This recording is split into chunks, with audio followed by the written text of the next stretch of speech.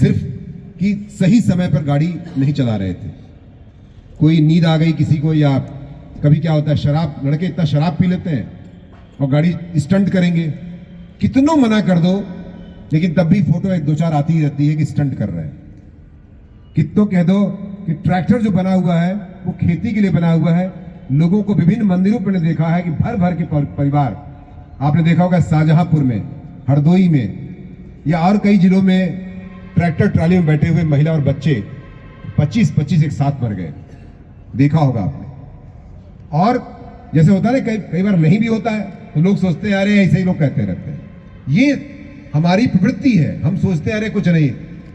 हमेशा एक्सीडेंट नहीं होता है, एक ही बार होता है और जिंदगी खत्म कर देता है। कुछ चीजें ऐसी हैं जो एक्सेप्टेबल बिल्कुल नहीं है।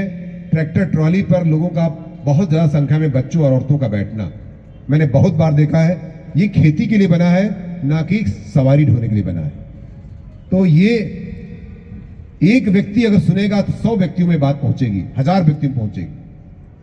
तो लोग निश्चित तौर से किसी की जान बचेगी। हमें वो बताने नहीं आएगा कि हमारी जान एसएसपी साहब आपने बताया था इसलिए बच गई, लेकिन आपकी जागरूकता से हमारा जो सरकार का निर्देश है कि एक्सीडेंट 50% कम करना है। हम तो चाहते हैं कि एक भी एक्सीडेंट ना हो, एक भी ना हो। ये ट्रैक्टर ट्रॉली का जो आज आंदोलन का अभियान है, मात्र इसी उद्देश्य से हम और डीएम साहब आए हुए हैं कि उसके पीछे रिफ्लेक्टर लगाया जाए। वो छोटी सी जो रिफ्लेक्टर होता है ना, आपकी जान बचा सकता है। जब वो दूर से दिखता है कि ट्रैक्टर जा रहा है तो आदमी देख के उसको सतर्क हो जाता है। अदरवाइज जब ट्रैक्टर के पीछे लगा हुआ कुछ रहता नहीं है ट्रॉली के पीछे, तो कितनी खतरनाक इस कोहरे में या धुंध में कोहरा बढ़ने वाला होगा, बहुत खतरनाक एक्सीडेंट होता है। आप समझिए कि अगर आदमी जान भी बच जाती है तो किसी के पैर चला जाता है, किसी का सर टेढ़ा हो जाता है, किसी की कमर टेढ़ी हो जाती है, जिंदगी एकदम से खराब टाइप की हो जाती है। इसका एहसास ही कराना है मुझे। बस मुझे बोलने का कोई ये नहीं कि मैं आपको भाषण दूं, मैं सच्चाई बताना चाह रहा हूं कि ये सच्चाई है जिंदगी की, और इसको अडॉप्ट करेंगे आप। ये दूर दूर तक जो किसान भाई हमारे आए हुए, हो सकता है किसी और जिले से भी हो, इटावा के अलावा, हम लोगों के कहने से अगर 4, 6, 10, 50% भी लोग सुधर जाएंगे या इस बात को सिंसियरली लेंगे अपने जीवन में, तो हमारा ये निश्चित तौर से चरितार्थ होगा आज का यह कहना और करना। साथ ही साथ कुंभ आने वाला है इलाहाबाद में। अब प्रयागराज में अभी हाल ही में फरवरी से जनवरी में ही शुरू हो जाएगा या शुरू हो गया एक तरीके से। आप कुंभ का जो कार्यक्रम होगा उसमें तमाम लोग, कोई किसी गाड़ी से चला जाता है, कोई किसी गाड़ी से।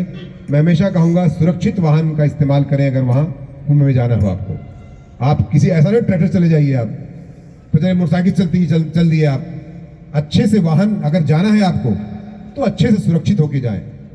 माननीय मुख्यमंत्री जी भी चाहते हैं कि आपका जीवन सुरक्षित रहे। ये निश्चित तौर से आपका जीवन सुरक्षित रहेगा तो हम सभी जो है कहीं न कहीं से ये सौभाग्यशाली समझेंगे कि हमारी आज की ये जो आज का जो आपके सामने हमारा एक वर्जन है, कुछ कहने का कुछ इच्छा थी, इसीलिए ट्रैक्टर ट्रालियों को लगवाया गया है ताकि उस पर कुछ रिफ्लेक्टर लगाया जा सके और लोग उससे टकराए ना और जिंदगियां बचाई जा सके। घर पे कोई इंतजार कर रहा है, ये हमेशा सोचिए आपके माँ बाप। एक व्यक्ति की मृत्यु नहीं होती है, एक व्यक्ति की मृत्यु से पूरे परिवार की मृत्यु हो जाती है। कई बार मैंने देखा है, कोई भी बाप नहीं चाहता उसका बेटे की लाश उसके सामने रखे।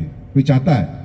बिल्कुल नहीं चाहता है। लेकिन इसी दुर्भाग्यपूर्ण, तो मैं चाहता हूं आप गार्जियंस भी कुछ दिख रहे हैं इसमें से, अपने बच्चों को मोटरसाइकिल तभी दीजिए जब 18+ हो जाए, और इस नजाकत के साथ, इस निर्देश के साथ दीजिए उनको कि गाड़ी चलाने के लिए है, ना कि स्टंट करने के लिए है, या कोई 3-3 सवारी बैठ करके बिना हेलमेट के उछलने कूदने के लिए बनी है, ओवर स्पीड करने के लिए है, शराब पी के गाड़ी चलाने के लिए नहीं बनी है, मोबाइल में बात करते हुए नहीं गाड़ी चलाने के लिए बनी है। 1 सेकंड की गलती होती है, एक्सप्रेस वे है, NH है, या गाड़ियां आती हैं चारों तरफ से, अगर आपका दिमाग कहीं हटा तो फिर आ जाएगी सावन की घटा।